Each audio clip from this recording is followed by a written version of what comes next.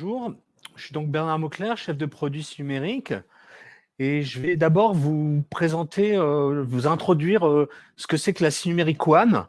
Alors, ça sera une séance d'une trentaine de minutes exclusivement de PowerPoint, mais ne vous en fuyez pas, ce sera la seule. La suite sera faite essentiellement de démonstrations en live ou pour certaines enregistrées. Donc, quel est l'environnement dans lequel arrive la Numérique One? C'est notre gamme actuelle. Alors, les différents membres de cette gamme ne sont pas tous nés ensemble, mais ça fait maintenant une dizaine d'années que cette gamme est stabilisée. Et donc, la Numérique One, sa vocation, c'est de prendre la succession de la Numérique 840D SL. Et peut-être un peu aussi d'être une alternative, dans certains cas, pour la 828D.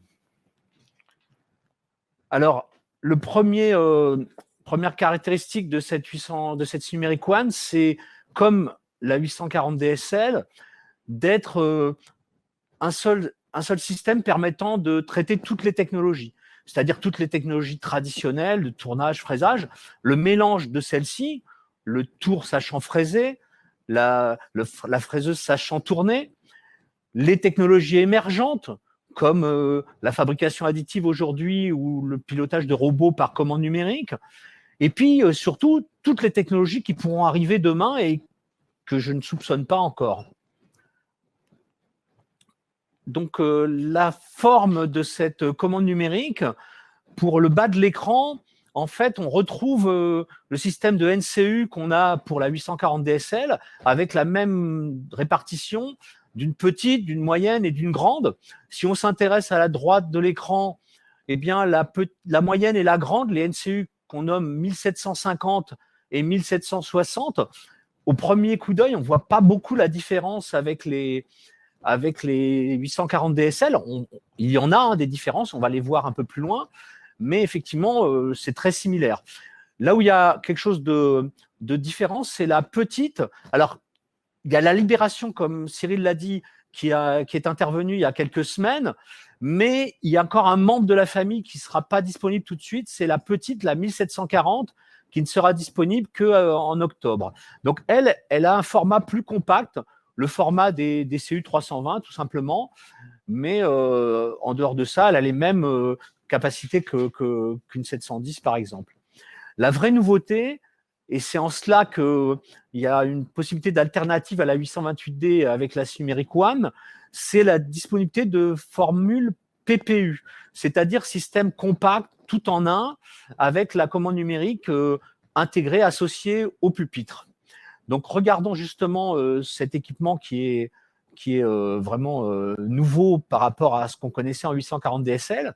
Donc, cette forme PPU, il y a deux tailles d'écran, 15 pouces et 19 pouces. Elle est la combinaison un petit peu de caractéristiques. On a repris les caractéristiques, de bonnes caractéristiques de la Numérique 840 DSL et d'autres qui sont celles de la 828D. Alors, si on parle de 840 DSL par rapport à de la 828D, on va quand même considérer la 710, la petite 840 DSL, comme atout qu'on a repris dans la One PPU, le fait qu'elle est capable de traiter toutes les technologies. Comme toute One, comme je l'ai dit précédemment, c'est un seul système qui permet de traiter toutes les technologies, ce qui n'est pas le cas des 828D. Il y a des déclinaisons de tournage, fraisage, rectification, mais on ne fait pas au-delà de ces trois-là. La PPU, bien qu'ayant l'apparence d'une 828D, aura cette caractéristique qu'on connaissait sur les 840 DSL. Même chose, le réseau X120, en fait, la possibilité tout simplement d'avoir des pupitres traditionnels, fixes ou mobiles, ce que n'a pas une 828D. La possibilité d'utiliser une périphérie Profinet standard, ce qui n'est pas le cas de la 828D. On a des systèmes de périphérie dédiés qui sont, il y a un choix limité d'équipements de device Profinet. Là, on a un Profinet pleinement configurable. Les atouts de la 828D qui ont été repris dans cette PPU, le fait d'avoir l'écran intégré, pas de système de ventilation ni de batterie, donc zéro entretien, d'avoir un certain nombre d'équipements de connectiques de périphérie intégrés, ce qu'on ne trouve pas sur une 840 DSL, c'est-à-dire la possibilité de connecter deux manivelles directement sur la PPU, un certain nombre d'entrées-sorties CN en plus grande quantité que sur une 840 DSL, localement à l'arrière de la PPU, et même une consigne analogique pour une broche. Et en plus de ces caractéristiques qui sont le meilleur de la 840 DSL et de la 828D que possède cette PPU, on a des atouts qu'il n'y a ni dans une 828D ni dans une 840 DSL. Le fait de disposer d'un automate 1500 F, 1500 de sécurité, de disposer de 2 interfaces Profinet, et puis de pouvoir piloter jusqu'à 12 axes CN. C'est simplement 10 dans une 828D dans le cas extrême et 8 pour la 840 DSL pour la petite NCU 710. Et tout en ayant la possibilité de piloter encore 8 axes automates en complément. On ne va pas détailler complètement ce roadmap, ce calendrier. L'intérêt de cette information, c'est surtout, ça s'adresse à ceux qui ont connu la transition précédente, c'est-à-dire le passage de la 840D Powerline à la 840D Solution Line. On a commencé vers 2005 à proposer la 840 DSL. Elle a vraiment été libérée en 2007. Et même à ce moment, quand elle a été libérée en 2007, elle était certes une plateforme électronique plus puissante que la Powerline, mais au niveau des fonctionnalités disponibles, eh bien, elle n'avait pas toutes les capacités qu'on connaissait avec la Powerline qui était à maturité, on va dire. Et il a fallu attendre 2011, 2012 pour que la 840 DSL puisse assumer l'ensemble de ce qui était possible avec une 840D Powerline. Si bien que la fin de vie de la 840D Powerline est intervenue en 2015, soit 10 ans après les prémices de la 840 DSL. Avec cette transition que l'on a aujourd'hui, on ne va pas avoir la même situation du tout, puisque certes, la Chimeric One est libérée maintenant, mais en fait, elle est en gestation depuis un certain nombre d'années et ça a été entre les mains d'un certain nombre de constructeurs, les 20 constructeurs cités par Cyril qui ont présenté des machines en septembre 2019 à l'EMO, dès début 2019, voire même fin 2018, ils ont eu une version préliminaire de la Chimeric One pour commencer à développer les machines qui ont été exposées à l'EMO. Et c'était le logiciel 6.11 qu'on voit à l'extrême gauche de l'écran. Eh bien, ce logiciel 6.11, il possède strictement les mêmes caractéristiques fonctionnelles que le logiciel 4.91 qui est équipé à ce moment-là la 840 DSL. Alors, au niveau formulation, enfin au niveau désignation, il faut intégrer le fait que on ne parle plus de 4.9 SP. Quand on dit 4.91, c'est ce qu'on aurait dit 4.9 SP1, mais bon, c'est comme ça qu'il faut le comprendre. Donc, peut-être certains d'entre vous ne savent pas que la 840 DSL dispose d'une version 4.9. La version la plus usitée encore aujourd'hui, c'est effectivement le 4.8. Mais effectivement, on a le 4.9 qui a été libéré en fait en 2020, il y a un an, avec la version 4.93. Et donc aujourd'hui, on a la version 4.94 qui est disponible et c'est strictement le même niveau fonctionnel avec les mêmes options, les mêmes fonctions que la Chimeric One en 6.14. Et ça sera encore le cas lors de la prochaine évolution qui interviendra après l'EMO là, en 2021, en septembre-octobre 2021. On aura le 6.15 de la Chimeric One qui sera similaire fonctionnellement à la 4.95 de la 840 DSL. Et ça sera la dernière fois qu'on aura cette similitude.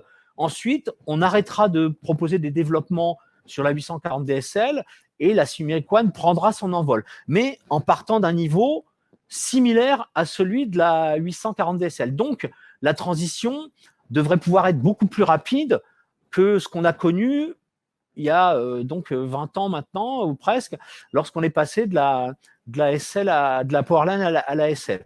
Donc, la 840 DSL, ce qu'il faut retenir, c'est que la Chimeric One, est libérée, elle est désormais disponible et vous pouvez commencer à en équiper vos machines. Donc, en dehors de la NCU, parce que justement, équiper vos machines, éventuellement, ça consiste simplement à changer la NCU.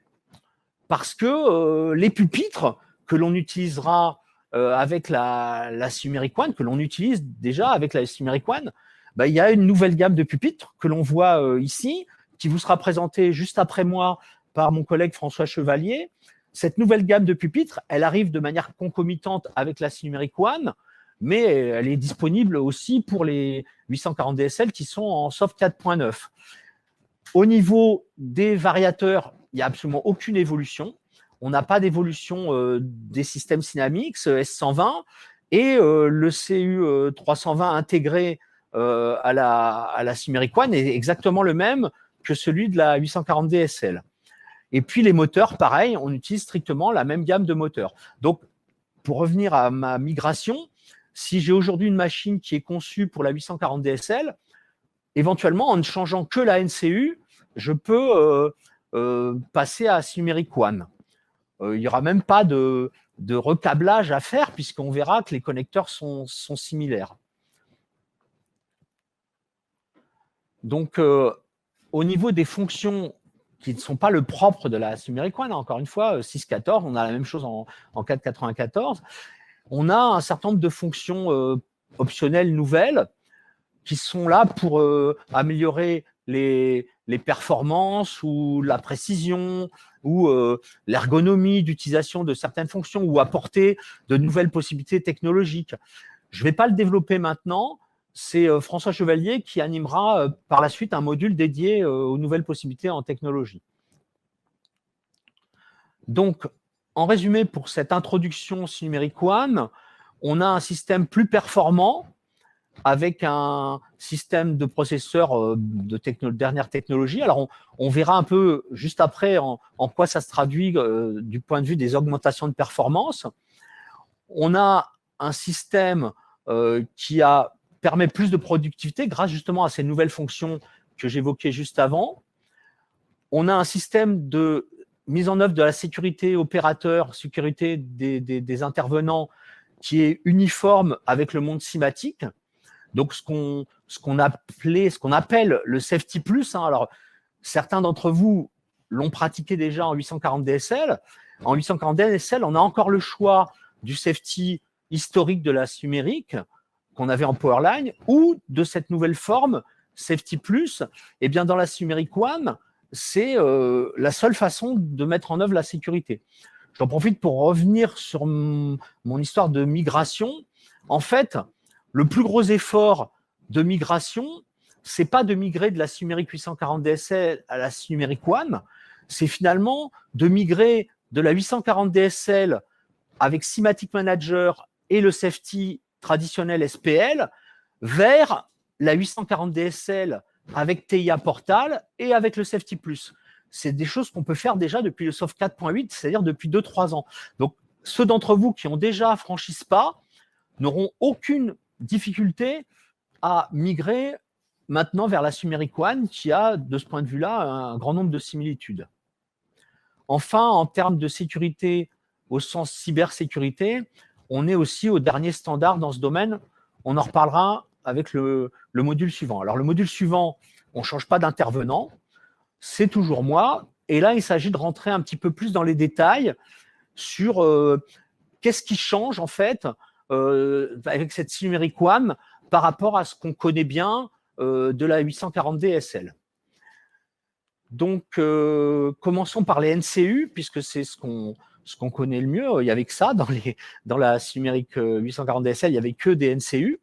Donc, si on compare NCU 840 DSL à ma gauche avec Numeric One à ma droite, bah, si je veux résumer très, très simplement, c'est moins de Profibus, plus de Profinet. Bon, c'est un peu court, mais c'est vraiment la chose qui saute aux yeux. On n'a plus qu'un seul port Profibus et on a par contre deux systèmes Profinet, donc deux adresses IP, deux contrôleurs potentiellement Profinet. Avec le X150, enfin, on verra les noms des connecteurs un peu plus loin, mais ce que je peux déjà dire, c'est qu'à fonction identique, connecteur identique. Donc, les noms et la caractéristique de connectique pour une fonction similaire est la même. C'est en cela que je disais qu'on n'aurait même pas de câblage à faire pour remplacer une 840 DSL par une One, puisqu'on pourra rebrancher les connecteurs qu'on avait sur l'une directement sur l'autre. Et ça vaut aussi pour les connecteurs, les borniers en partie haute, puisque ce sont des borniers débrochables, et on pourrait très bien les passer de l'une à l'autre. Donc, on a des caractéristiques qui sont des détails comme les USB 3 au lieu des USB 2. Bon, bah, c'est la technologie du moment. Ce sont des ports USB qu'on utilise de toute façon assez peu. Hein. C'est pour les opérations de mise à jour ou d'archivage. Et puis, des petites choses qui ont changé dans l'ergonomie. On a plus de sélecteur rotatif pour les manipulations sur l'automate. C'est un bouton comme on trouve sur les Simatic 1500. Une SD card qui remplace la CF card, mais pour un rôle similaire. Par contre, plus de batterie. On a 0 entretien de ce point de vue-là. Donc là, quelque chose de, bien sûr, très différent qu'on n'avait pas avant, la PPU. Donc, si on la compare, ben, on ne peut pas la comparer seulement à la 840 DSL. Là, il faut la comparer en partie à la 840 DSL et aussi en partie à la 828D. Alors, là, ce n'est pas moins de Profibus, plus de Profinet, c'est plus du tout de Profibus. Effectivement, ça, c'est une caractéristique qui est commune avec la 828D. Avec cette forme PPU, on n'a pas de Profibus du tout. Donc ça, c'est à prendre en considération lorsque l'on envisage d'utiliser en rétrofit, par exemple. Il faut être certain qu'on n'aura pas d'équipement Profibus à intégrer ou passer par des passerelles. Mais enfin, ça peut, dans ce cas-là, remettre en cause le bien fondé d'utiliser une PPU. Donc, on a les deux profils nets comme sur les NCU. On a ce même avantage. Je rappelle qu'on a, ce que j'ai dit tout à l'heure, les avantages d'une 828D, c'est-à-dire on a un certain nombre de connectiques qu'on ne trouve pas ni sur des One NCU ni sur des 840 DSL, c'est-à-dire les possibilités de connecter deux manivelles, une sortie analogique pour une broche, toutes ces caractéristiques que l'on récupère de la 828D finalement. Donc, quand je disais que la One, de ce point de vue-là, peut être une alternative à la 828D, ben, en fait, c'est que bien des machines pourraient être faites avec des 828D, et ce qui rebute certains clients finaux, en particulier, à le faire, c'est lorsqu'ils ont des opérations de maintenance à assurer en interne. Et donc, la 828D, ce n'est pas le même système d'automate, donc il y a besoin d'un savoir-faire différent pour intervenir sur l'automate. L'avantage de la PPU, c'est que c'est une One à part entière, donc on la met en œuvre, tous les logiciels qu'on doit utiliser, les savoir-faire qu'on doit posséder pour en assurer l'usage et l'entretien sont les mêmes que pour les autres numériques One et les mêmes que pour les 840 DSL du coup. Donc à partir de là, on n'a plus cette limitation dans l'usage et on peut profiter de l'intérêt que ça présente en termes de prix et en particulier pour les machines compactes, quelque chose d'avoir un système, un appareil unique qui permet de traiter l'ensemble du contrôle de la machine. Donc, si on regarde en synthèse les NCU et les PPU donc de Numérique One, on voit qu'à fonction égale, connecteur possédant le même nom et aussi le même nom que ce qu'il était sur une 840 DSL. Donc, il y a effectivement X160 en plus qui n'existait pas le deuxième port Profinet et on perd le X136, le deuxième port Profibus. Et on n'en a plus du tout, effectivement, sur la PPU. Mais on retrouve le X130 pour le réseau d'entreprise, le X127 pour la prise maintenance, et puis les ports USB pour archivage, mise à jour des logiciels. Si on regarde la NCU 1740, dont je vous rappelle qu'elle n'est malheureusement pas de la libération du mois de mars-avril, là, elle sera libérée seulement en octobre, celle-ci. Donc, si on la compare aux autres NCU 1750, 1760 qui sont dans un format classique connu sur la 840 DSL, on remarque donc sur la gauche de l'écran qu'elle aura un format plus compact en hauteur, hein, donc le format d'une CU 320. Si on regarde en vue de dessus, au centre de l'écran, ben, elle n'a que 4 prises drive-click contre 6 pour les autres, mais enfin, c'est ce qu'il y avait sur une 710. Hein, ayant moins d'axes à gérer, c'est cohérent qu'il y ait besoin de moins de prises drive-click. Et en face avant, bien que plus compacte, moins haute, on retrouve exactement les mêmes connecteurs, y compris le Profibus. Hein, on a un Profibus, ce n'est pas comme la PPU 1740. Sur la NCU, on aura bien un Profibus. Maintenant, si on se penche un peu sur les performances, au niveau de la CN, la partie CN, on retrouve un étagement avec 3 niveaux de performance, la petite, la moyenne, la grande. Et on voit que la nouvelle petite est plus performante de 30%, nous dit-on, que l'ancienne. Pareil pour la moyenne et pareil pour la grosse, on va dire, sans que pour autant la nouvelle petite ne dépasse les performances de l'ancienne moyenne et ainsi de suite. Donc, on ne pourra pas systématiquement utiliser une PPU ou une NCU 1740. Oui, parce que de ce point de vue des performances, que ce soit PPU ou NCU, 1740, on aura les mêmes caractéristiques. Donc, on ne pourra pas systématiquement utiliser une PPU ou une NCU 1740 là où on utilisait une NCU 720. Mais, s'agissant par exemple de quelque chose de très factuel, qui est le nombre d'axes, je ne l'ai pas encore dit, mais on va le détailler plus loin, mais les 1740 pouvant piloter 12 axes contre seulement 8 sur les 710, toutes les machines qui auraient 9, 10, 11 ou 12 axes, on peut imaginer aujourd'hui de les traiter avec la 1740, là où la 720 était indispensable précédemment. Donc, au niveau conséquences économiques, il faut regarder de près chaque configuration. Il y aura des cas où le passage à la Numeric One sera même intéressant économiquement, ce qui peut inciter certains d'entre vous à le faire dès que possible. Au niveau de l'automate, il faut que je rappelle, parce que ce n'est pas forcément connu de tout le monde, que dans la 840 DSL, en fait, on a 4 modèles de 840 DSL. Il y a la petite, il n'y en a qu'une, la moyenne, la 720, et puis les grosses, justement. En fait, il y a 2 variantes de NCU 730.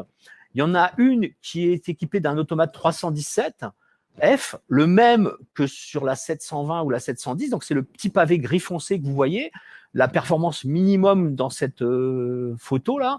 Et donc, l'automate 317F étant le même dans la 710, 720 ou 730, c'est pas étonnant qu'on ait le même niveau de performance dans chacune des 3. Et pour des cas particuliers où on avait besoin de plus de performance automate, il existe une variante peu connue, mais il existe une variante de NCU 730 équipée d'un automate 319F, au moins 2 fois plus puissant que l'automate 317. Eh bien, avec la 840D SL, on avait cette nécessité d'avoir un hardware différent parce que l'automate 300, 317 ou 319, c'était vraiment un chip Simatic 317 ou 319 intégré dans la NCU Numeric. Avec la Numeric One, en fait, on a bien les 4 fonctions, comme on voit à gauche sur l'écran, fonction CN, fonction automate, fonction drive, fonction HMI, mais d'un point de vue hardware, en fait, un unique processeur multicore très puissant assume à la fois les tâches CN et automate. Ce qui fait que l'automate 1500 que l'on a n'est pas un véritable chips Simatic 1500, c'est une variante logicielle en fait de Simatic 1500. Ce qui fait qu'on peut se permettre un étagement de puissance spécifique à chaque modèle. Et là, on retrouve en bleu donc un niveau de puissance qui n'est pas le même pour une 1740, que ce soit PPU ou NCU, pour une 1750 ou pour une 1760. Mais ce que l'on voit, c'est que la plus petite des Numeric One a un automate aussi performant que ce qu'on avait dans un cas particulier du 319 avec la 840 DSL. Donc, au niveau des performances automates, on part directement avec un facteur 2 sur la puissance automate par rapport à ce qu'on avait précédemment. Dit autrement, sur cette photo, on voit que les temps de cycle, alors là, dans le cas de la 840 DSL, seul le 317 est considéré. On avait des temps de cycle automate de 30 à 40 millisecondes. Ça passe à 15 dans le pire des cas. Ça peut descendre jusqu'à 5 pour les NCU 1760. Au niveau d'autres caractéristiques qui sont résumées sur ce tableau, on ne considère pas dans ce tableau la NCU 1740, qui, comme je vous le dis, n'est pas encore libérée, mais du point de vue des performances, elle a un grand nombre de similitudes avec la PPU 1740. Donc, en prenant les lignes dans l'ordre, eh bien, si on regarde le nombre d'axes CN, la différence essentielle, c'est que la petite NCU ou PPU 1740 peut traiter jusqu'à 12 axes contre 8 précédemment avec la 710. Il n'y a pas de changement pour les 1750 ou les 1760, c'est toujours une limite à 31 axes et 10 canaux aussi, c'est un peu plus bas. Donc, quelque part, il n'y a pas d'extension de ce point de vue-là, mais là où on mettait peut-être une 730 précédemment, on pourra envisager de mettre une 1750 puisque les performances sont supérieures à celles de la 720. Au niveau des axes automates, on parle ici de axes purement automates. C'est-à-dire, il ne s'agit pas de prendre le contrôle par l'automate avec FC18 d'axes CN. Ça, ce sont des axes CN qui sont d'ailleurs soumis à licence d'axes CN comme ceux qui sont utilisés uniquement par la CN. À la deuxième ligne, on parle d'axes purement automates, c'est-à-dire qui sont pilotés dans des CU 320 reliés par Profibus ou par Profinet et qui n'ont absolument rien à voir avec la CN et qui d'ailleurs ne sont pas soumis à licence d'axe CN. On a des quantités de 20, 40 ou 50. Alors 40, 50, ça n'a pas changé, mais 20 pour la 1740 contre 15 précédemment. Alors attention, ça peut pas être d'ailleurs 20 axes automates parce que c'est en fait 20 moins le nombre d'axes CN.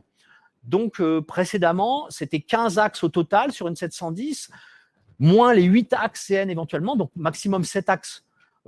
7 axes automates quand on utilisait pleinement la CN. Aujourd'hui, c'est 20 moins 12, donc on peut aller jusqu'à 8 axes automates, même si on a les 12 axes CN qui sont mis en œuvre. Alors, pourquoi cette limite commune entre les axes CN et automates?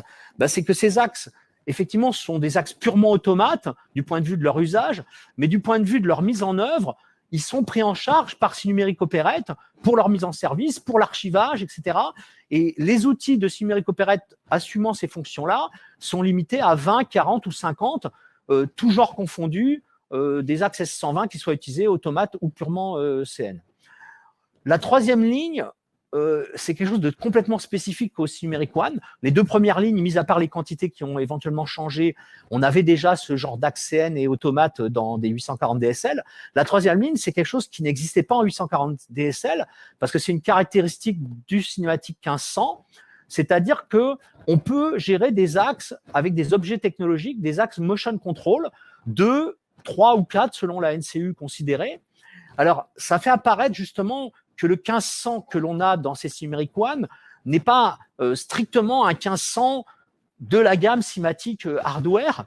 Comme je vous l'ai déjà dit, c'est une forme logicielle de l'automate 1500 et on a fait le choix de lui donner un niveau de puissance différent dans la 1740, 50 ou 60 et on a aussi fait le choix délibérément de limiter ses ressources motion. C'est-à-dire que si vous prenez un automate même 1510, il peut gérer plus que 2 axes motion control. Donc, c'est des limitations qui ont été décidées délibérément parce que l'automate d'une commande numérique n'a pas vocation à piloter des axes automates. C'est des choses marginales pour gérer des axes de magasins ou des convoyeurs ou des choses comme ça. Donc, en tout cas, il est un fait que pour des axes de position, on a ces limites à 2, 3 et 4.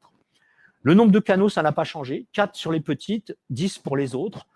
Le nombre de NX ou de CU320, ça n'a pas changé parce que c'est des caractéristiques purement Synamix. Et je l'ai déjà dit à plusieurs reprises, l'aspect Synamix des choses n'a pas évolué avec la Synumérique One.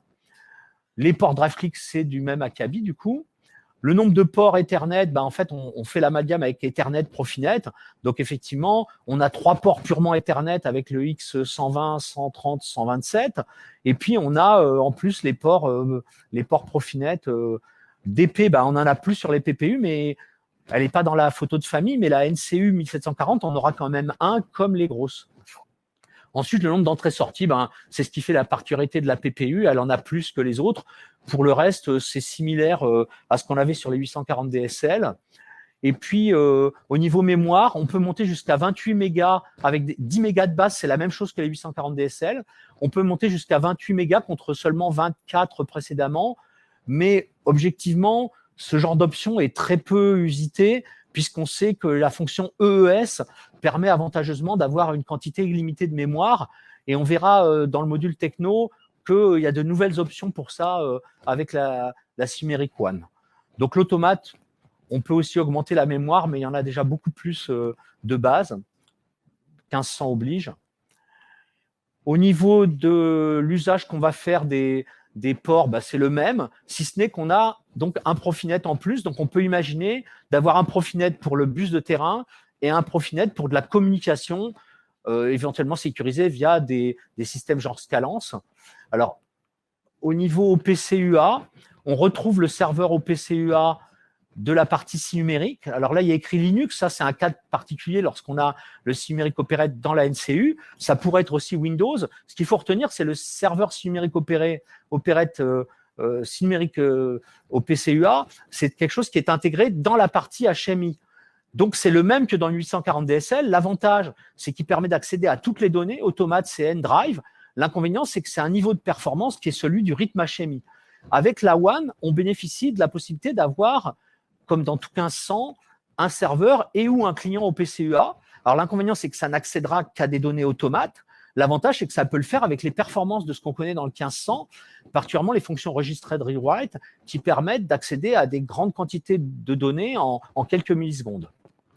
Au niveau sécurité, comme je l'ai dit précédemment, la Numeric One intègre les derniers standards. Pour autant, un appareil comme la Numeric One ne peut pas à elle seule assurer la cybersécurité. C'est le fait d'une architecture réseau. Il faut que ce soit quelque chose qui soit traité globalement, mais la Numeric One en assume sa part avec les derniers standards dans ce domaine.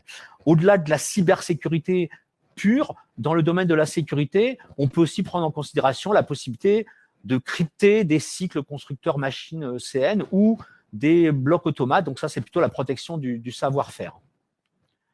Donc voilà pour cette présentation. On va voir avec Luc si nous avons une séance de questions-réponses, si nous avons reçu des questions de l'auditoire. Donc je passe la parole à Luc. Merci Bernard pour ta présentation. Alors pour commencer, tu as parlé de la Numeric One. Mais cela veut-il dire que d'ici la fin de l'année, surtout puisque la Numeric One dispose déjà de toutes les fonctions de la 840 DSL, est-ce qu'on va voir disparaître fin de l'année la Numeric 840 DSL? Bien, comme je l'ai dit, effectivement, la transition entre 840 DSL et Numeric One pourra être beaucoup plus courte, puisqu'on démarre directement avec les mêmes possibilités. Mais pour autant, ce qui est acté, c'est que la Numeric 840 DSL n'évoluera plus après la dernière évolution qu'on connaîtra dans quelques mois. Mais pour autant, elle continuera à être disponible. Simplement, ça ne sera pas 10 ans comme la transition précédente.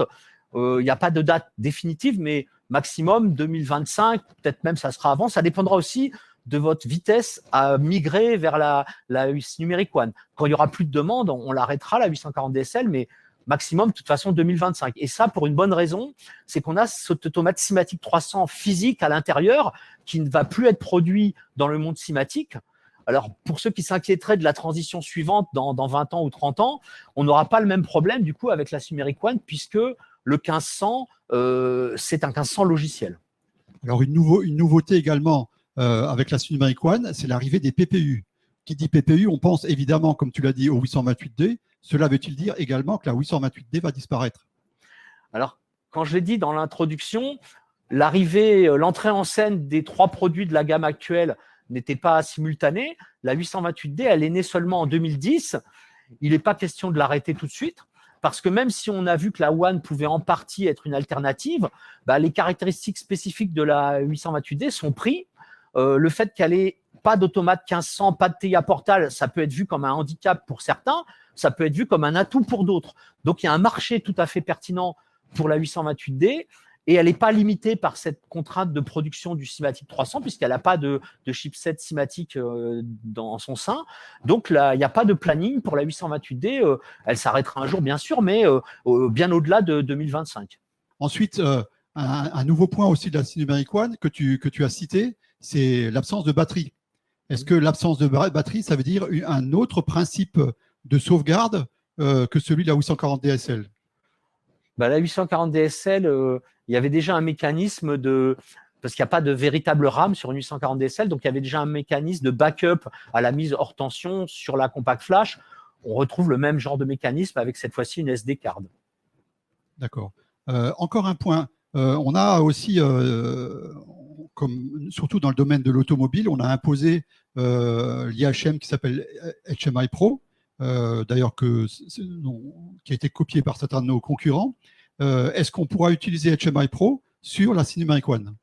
Alors, on peut d'ores et déjà utiliser une certaine version de HMI Pro sur la Numeric One tel qu'il est aujourd'hui pour la 840 DSL, mais l'évolution réelle et définitive de HMI Pro, ça sera son portage dans le système d'IHM WinCC Unified qui interviendra un peu plus tard.